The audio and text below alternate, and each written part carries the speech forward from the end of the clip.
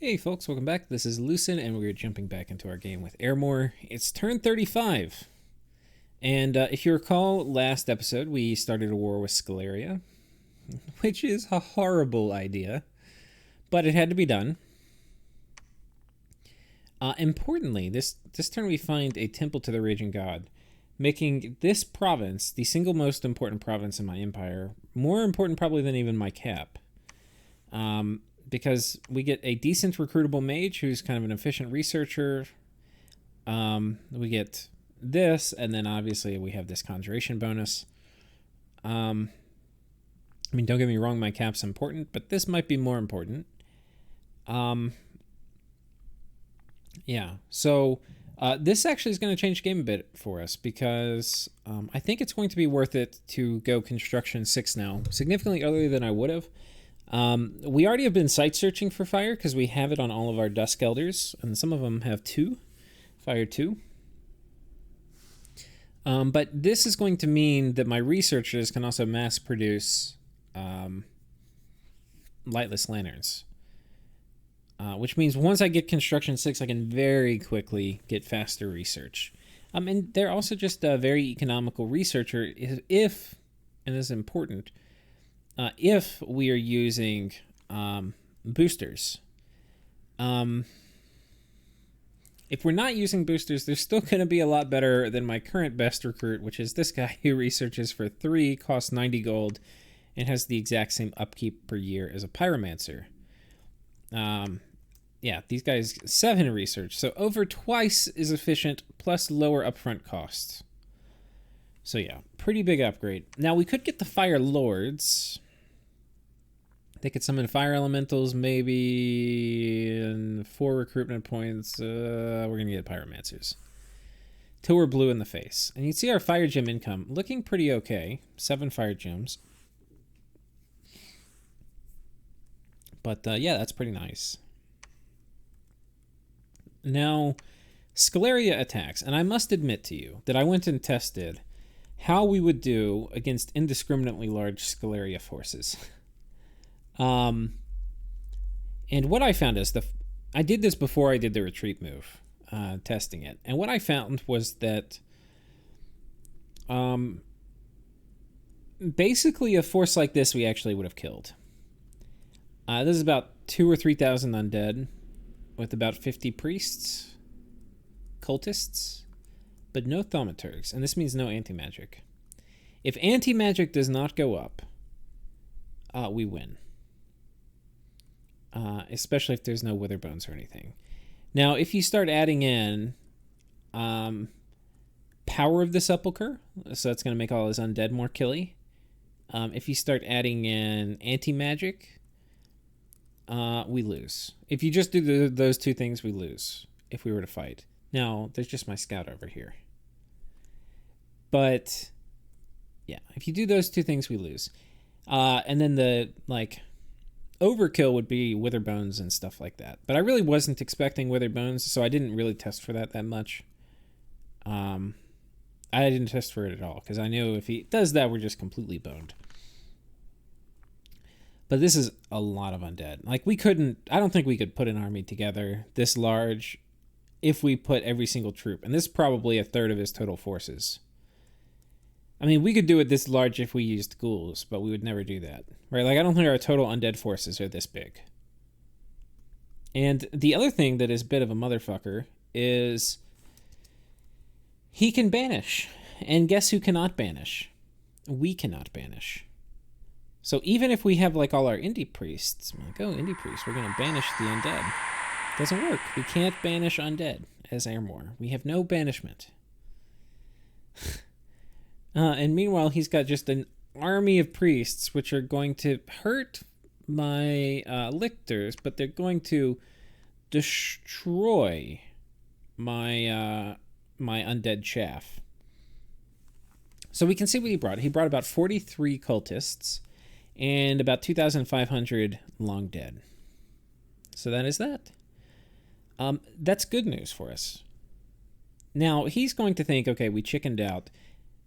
Well, let's go through it. So, first of all, just being on top of a Scalaria fort is nice because we're going to slow down some of his mage his undead production, because the cultists inside can't reanimate. All the ones nearby moved instead of reanimating, so even though we didn't kill anything, we effectively killed undead that would have been made. And he's probably going to think, okay, well, I've showed Ermor off.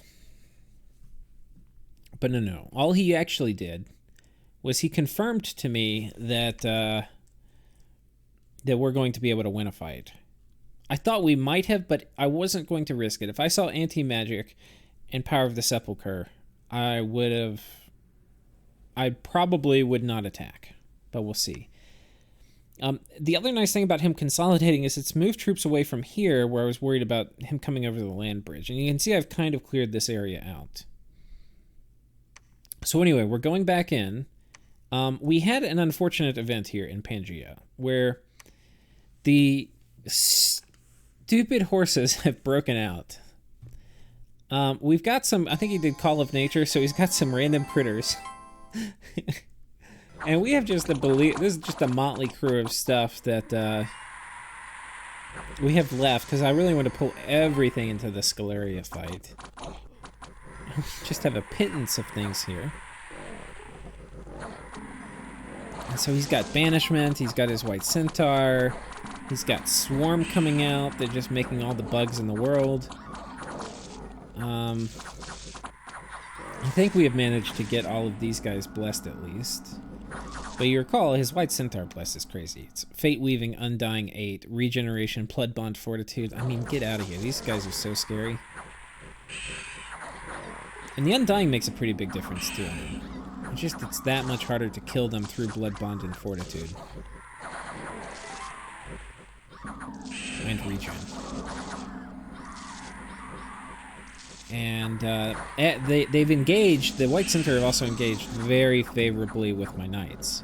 Because my Knights were kind of spread out dealing with other things, which, that's how he planned it, right? Because he has, these bugs coming out, all this animal chaff. Anyway, we were busy dealing with all that, and the Knights picked me off. If he had just charged out with the Knights, with the White Centaur, pretty sure we would have won. But with the bugs and the chaff and the banishment, yeah, he just wrecked me. Just wrecked me.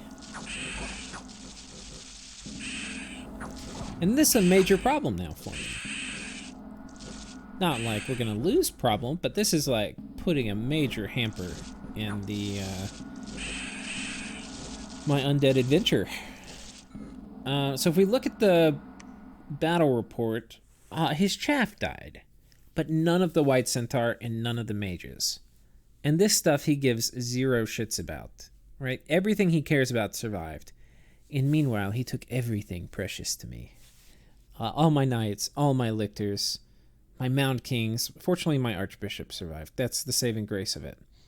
But just a massive victory for Pangea, and his cap is free now.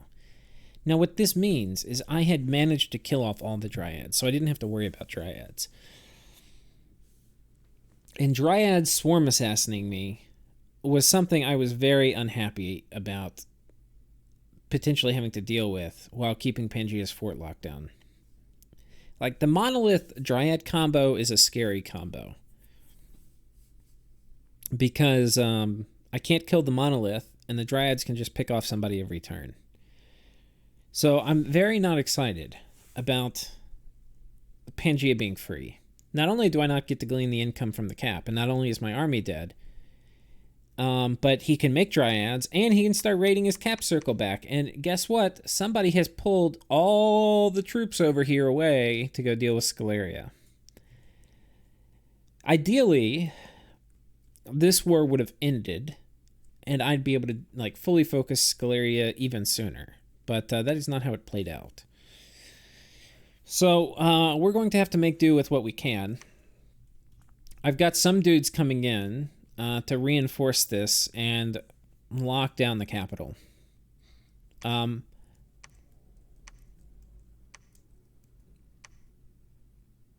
What I'm kind of hoping is I can take all the guys which are here and move when he's not the other thing he can do now, to add in even worse, insult to injury, not only can he start making Dryads and raiding his cap circle back, but he can now patrol with his Monolith. And I can't kill the monolith. Not easily. I can kind of kill it if I have enough lictors, but only sort of. So, yeah. My goal is to mass an army here, and then to 2 province move when he's not expecting it, so thereby won't have his monolith patrolling, and snag his cap.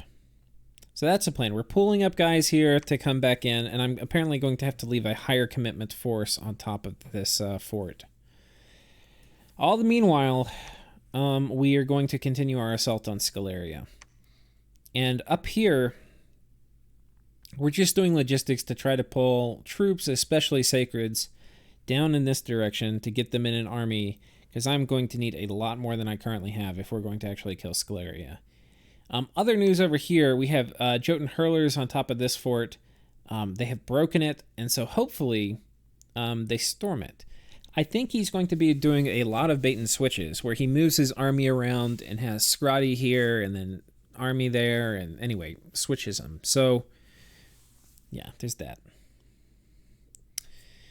Okay, let's go to the next turn. Turn 36.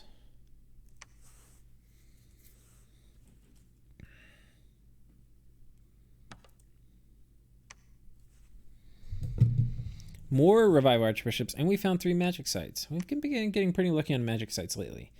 We found Magma Cave, Cavern of Glowing Moss, and Painted Cave. Painted Cave, 1 pearl. Cavern of Glowing Moss, 1 fire. Magma Cave, fire earth. So, not bad. Our fire income going crazy right now. We got 2 last turn, and we got 2 this turn. So, it's basically doubled in 2 turns. Not bad.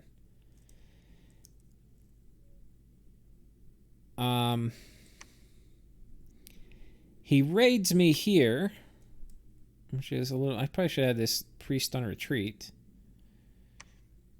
And then we... Oh no, he takes this. Okay, yeah, let's take a look at this relay going after a throne. He's got some Mind Blasters, some Meteorite Guard. This guy to make water elementals, I guess.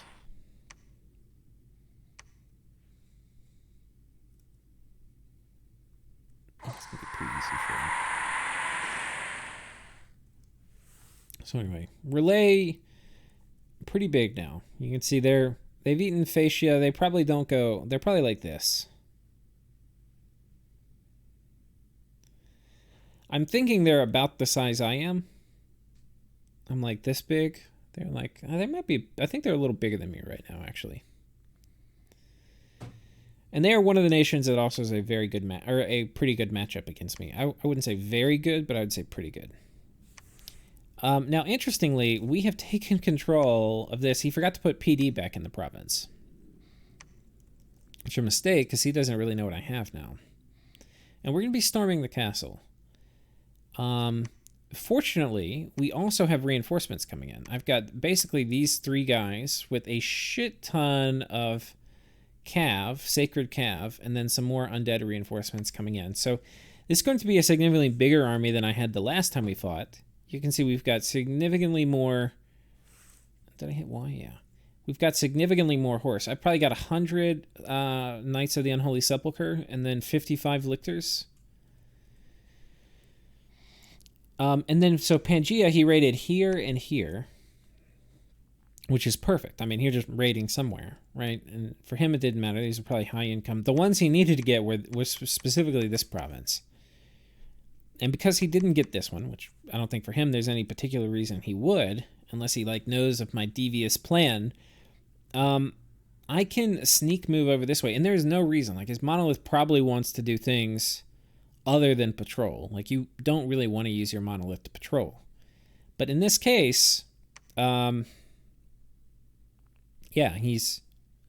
it looks like the coast is clear. Might as well go ahead and summon some more killer mantises because he's got, whatchamacallit, Mother Oak up on his god. Might as well use those nature gems. Well, we'll take that opportunity, and he's probably, and it's looking like we're very low commitment. We're giving this back up to Pangea. Nope. We're coming back in. We've got this group. So to get from here to Pangea's capital... I don't know if you can see. It's 17 movement. And not everything can do 17 movement. So we've taken off the fast units. We've gotten rid of some of the slower ones. What are these? Oh, these guys are 17. I guess they could have made it. Yeah, okay. I don't know why. I stripped this one to be maybe a little too lean. I think I made it fast, and then I didn't realize they didn't have to be that fast. So anyway, but these guys are coming over this way. Hold an attack, rear, blessing. This will kill, I think, even if he brings the centaurs, but I expect there to be just basically 10 PD or something. And meanwhile, we're going to try to move lictors and then like a few more sacreds, other armies, to intercept raiding in his cap circle. So if he moves here, we've got these lictors set up to get blessed by some priests. We've got some reinforcements. Basically, same deal over here. Priests blessing our knights. And if he raids here and here, we are going to kill those raiders. And then they will be in position to consolidate on top of the fort so that Pangea can't do the same thing he just did and liberate his cap again. Relay getting a little cheeky. They've got some guys up here. We have a nap with them, but I don't really know what they're going to do. Maybe they want in on this. Like, who knows?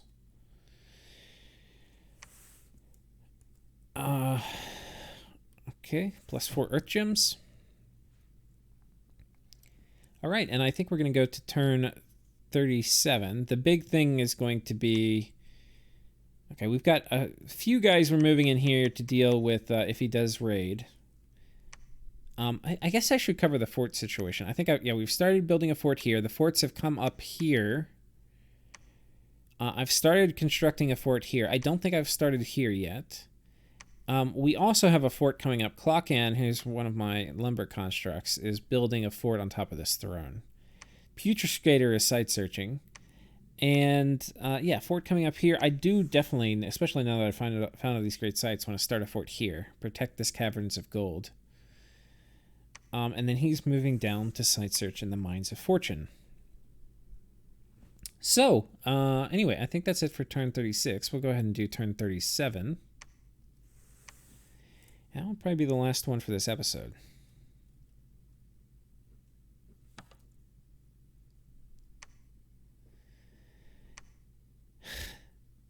I think I'd sent Pangea a message like, I don't know, telling him how he whooped my ass. #fertilitygang. Or maybe I probably sent him a message calling him like pesky tree-hugging elves. Sounds about right. Okay, we found a distortion, which is kind of cool. It's a Thaume bonus site. Now, unfortunately, we don't have any thaumaturgy, but potentially later, be a very cheap burden of time. Let's take a look, actually. I haven't actually taken time in the game because I don't have any thaumaturgy to look at what we could do with it. I think Vengeance of the Dead. We could do two Pearl Vengeance of the Dead. That's not bad. We could do... I mean, Raging Hearts is not horrible. Foul Air is not horrible. Dark Skies is good. Purgatory... Okay. Vengeful Waters is something we can do. One thing I have not site searched for that I need to is water. I think I want to get Voice of Apsu kind of soon, and then start spamming out the water site searching. Because Vengeful Water would be very nice. Anything else down here? Vengeful Water, Divine Name. If we get to the super late game, I have to do tarts. It's a good site to have. The primary cost of tarts is doing Divine Name and stuff, and trying to keep Gift of Health up. Gilgate.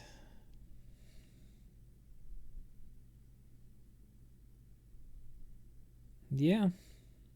How's Lure of the Deep work? Yeah, okay. Anyway, I think that is it for the research. We've hit Enchant 5. I've hit Construction 2, and I'm going up to Alt 3. The idea is with Construction 2 and Alt 3, I'm going to be able to do some very basic thugging with Dusk Elders if I need to. It's not really how I want to use Dusk Elders. I would rather have them site searching and doing other things. I mean, even researching. But if I get put in a situation where I need them, I want to be able to have them. Anyway. For battles, Pangea, let's just do it on the map. They raid me here where they're successful, and they try to raid me here with Maneads where they're not successful. And they try to raid me here with White Centaur where they're oddly not successful. I can't even remember how this didn't work. I mean, there's no reason this should fail. We must have like hit his commander. Yeah, his commander retreats. Yeah, we got super lucky. I think they weren't... yeah, they're not back position. So he could have put his commander back here. Put the Centaur like 5 tiles in front. Probably a little safer. This is definitely a risk with doing like this kind of expansion. Yeah. Just a risk. You know, you can mitigate it by putting some armor on him, like a lion skin pelt or something, but yeah. But we have raided here on top of his cap, and he just had token PD, which is what we expected. I mean, it's probably what I would have done. And so, yeah, now we're going to go ahead and raid this. If he moves the Centaur, I'm not sure if we'll take it, but whatever. We're going to reinforce this, and this is a much bigger army than we had on before. And you can see our Lictor production is really turning on. We've got a lot more forts than before. So you can see, like, we've got 40 Lictors here. You can see we've got basically the Sacred Engines coming online. And it was a little slow, but it's running now. And yeah, we're going to be moving here. I think we're getting ghouls here. Got these idiots just hanging out. I mean, this army isn't that damaged from failing this raid. So he could send it back up. And those Centaur might actually kill this. This is a pretty shit stack. I'm expecting he may move here. So I've got... Anyway, we're sending somebody to site search, but they're also scripted to retreat. We're site searching more. We're also now working on getting... Yeah, we've got a fort coming up here now in the Caverns of Gold. So we're getting... The way I'm kind of approaching it is I'm getting like lines of forts done. So anyway, right now we're working on this line. Once this line of forts done, we'll eventually put temples in it and we'll upgrade it. And then we'll work on this line and so on and so forth until the entire world is covered in Ermor forts. And yeah, I think we're going to end here. And so we will leave the much anticipated... oh, I forgot. We're also raiding. So he's probably not expecting that I send a raiding squad through here. But I've got I've got some amphibious dudes, and I'm expecting him to all in on defending this, which means this will also be left undefended. So we're going to go ahead and move a rather large army up here. Wait, what the hell? Did I really click that? No.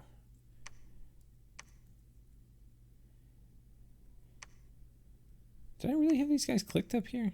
I can't believe that I would have done that.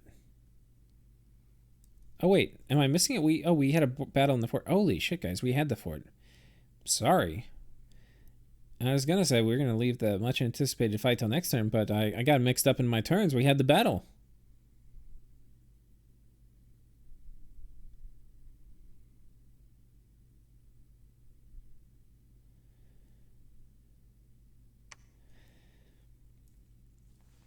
So what I was thinking would happen is that he would consolidate forces and, well, I was thinking he would ride out and fight me.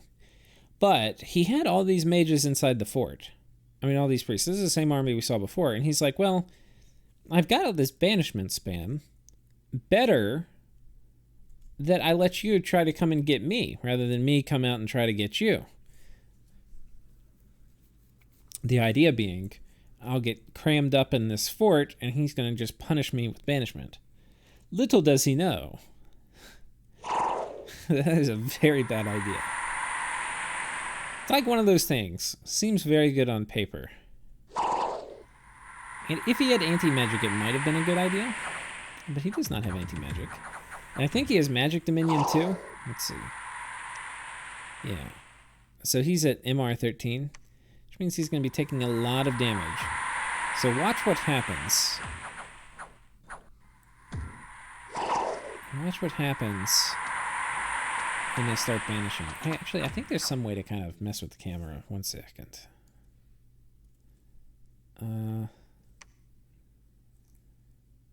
I forget what it is.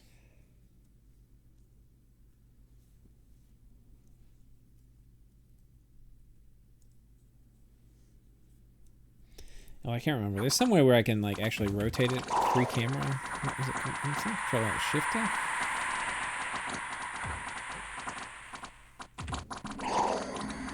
Oh, here we go. Oh gosh, I don't know how to use this new power. Alright, I can only go in one way, so hang tight, guys. If you have motion sickness. Okay, this is the angle I want. You can see it's a bunch of sprites oriented in a 3D plane, so it's not always great. So, okay, that's probably good enough. So anyway, you can see them banishing now through the fur wall. This is more like the Scalaria perspective. And they're just lighting up these sensors, but the sensors are, they've got decent magic resistance. So a lot of them have been, you know, I say that.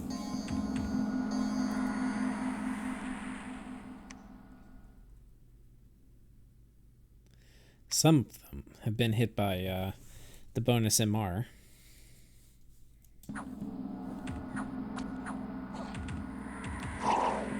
And they are causing a lot of casualties among the cultists. And there's a few things. One is, this isn't necessarily something you know until it's happened to you, but some of these guys are running because they've taken damage and they're like, fuck it, I'm out, I'm not casting banishment again. I don't care how many times they tell me I'm not doing it, and so they're running. This guy's running. Others have killed themselves, and everybody here is going to either kill themselves or rout themselves. So what you really want is if you're going to be doing this, you want at least one commander that has undead leadership that is not going to be casting banishment at the Blood Vengeance guys. It's not going to save you, because my guys will slowly chew through the whole front line, I think. But, well, maybe. I don't know if we could do it in the turn timer. But I'm not going to be taking many losses without the banishment coming in. I'll just slowly chew through them. But probably better, because you're about to see what happens. As the last of the priests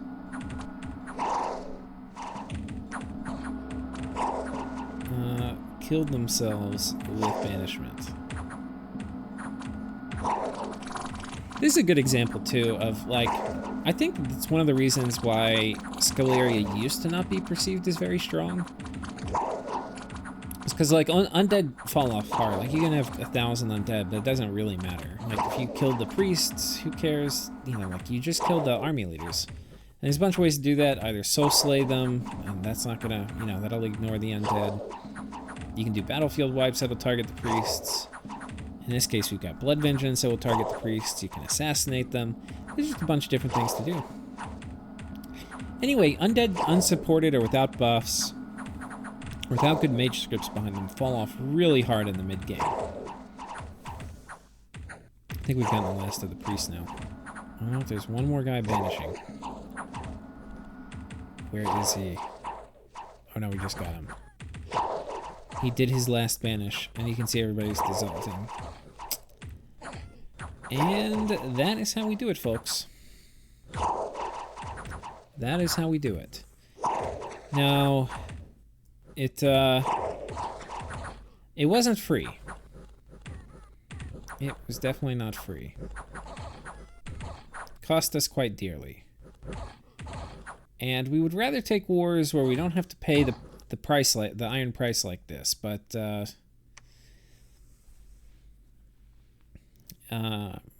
we had to get out our wallets and pay.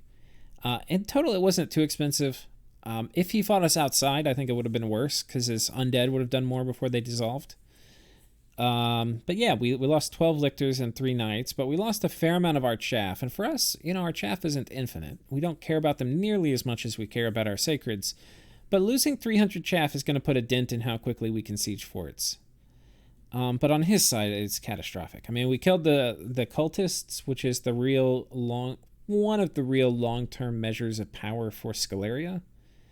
So they are gone. We killed 1 thaumaturg. And we killed 2,500 undead.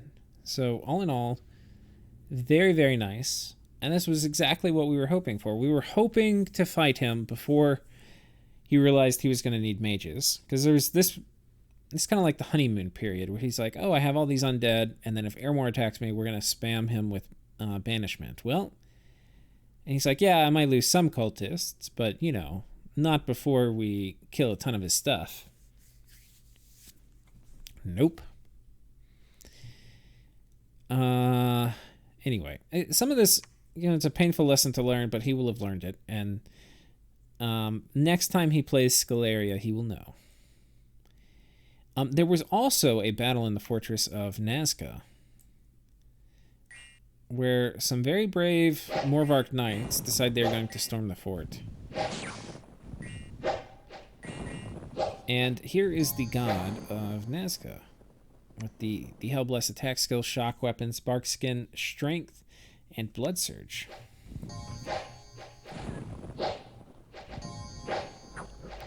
Extremely ineffective against these, he's not blessed, some of them are. Against this bless, which has shock resistance. So the thunder weapons does diddly. And then the Morvark Knights are extremely hard to hit, so Blood Surge isn't going to trigger. And Bark Skin, which makes you vulnerable to fire. Not very good to have against Nazca. So sadly, with this Bless, I don't think there was really any... Nazca would have had to outplay the crap out of Yes to win this war. You just can't have a worse Bless for Nazca against this particular Yes build.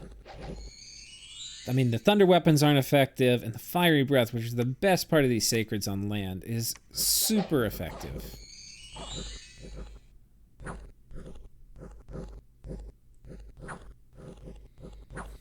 And the Blood Surge isn't effective. I mean, what part of this is good? The attack skill's nice. That's the only part of this, and the strength is kind of nice. So, okay, and these aren't trivial. But yeah. So maybe he could have. He would have needed to have...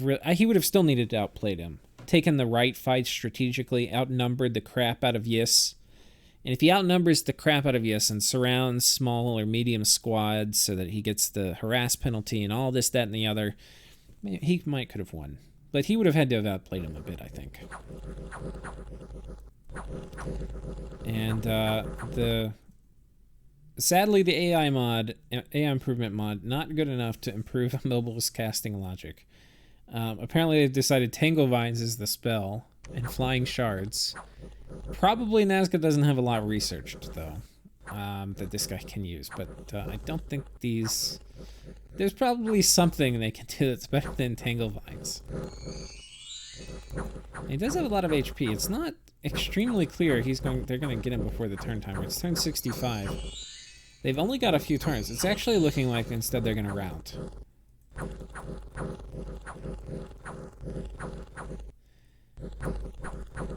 Yeah, there's no way. Now, what would be hilarious is if this guy causes the battle to time out and them both to die. I don't think that's what happens. It's just the brilliance of the spellcasting AI. We should Tangle Vines. Tangle Vines. Is that what happens? It is. I forgot that happened. I forgot that happened. What garbage is that? Oh, man. I would be so salty. I mean, Nazca was probably looking for a way out of the game, but still. How dumb is that? The one guy gets trapped behind it, and the AI's like, we need to think literally do anything else, like Fists of Iron, which I'm assuming he has. Oh my god. Can't believe it, guys. I can't believe it. Oh god. What a way to end it. So okay, I think that's it. We've taken this fort now. And yes, I mean, Scalaria's a little bit on the back foot. We can see Satis, who's also joined in. Satis was attacked by Scalaria earlier, and so they're going a bit on the offensive. We're kind of probably going to take a lot of the brunt of the attacks. Now, interestingly, up here, it looks like, because there's just some Sacreds and some Werewolves here, it looks like Jotunheim did the bait and switch. And they didn't storm the fort. So, unfortunately, I don't have any scouts in this part of the world, so I'm going to be it's going to be hard for me to tell what's really happening. But anyway, the fort's still popped, so that's good. I think at this point, Jotunheim tells me he's killed about 1,000 skeletons too, so that's really good. I mean, he's not up to my 2,500, but hey, people contribute where they can. And then we're going to come over here and kill this. Now, the other problem about fighting Scalaria is right now everybody thinks Scalaria is the big bad guy, because Scalaria is the big bad guy. Because if you allow them to survive with anything more than like 5 provinces, they're going to become just a monster that's very hard to deal with. And even now, they're probably still a greater threat than I am in terms of like late game. But as soon as Scalaria goes, I feel like diplomacy is going to be very hard for me. And I'm going to basically be expediting the event, which is going to trigger very, very hard diplo. So not super excited about that. But we'll make do. Anyway, we're going to continue, move on top of this. And we're going to continue kind of doom stacking around.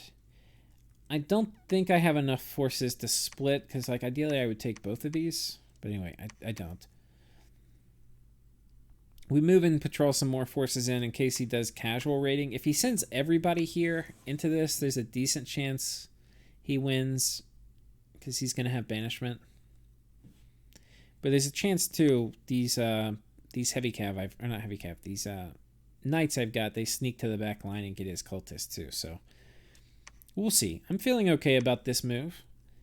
And then ideally we get them pinned up here. We'll take a look, see what it's in his cap next turn.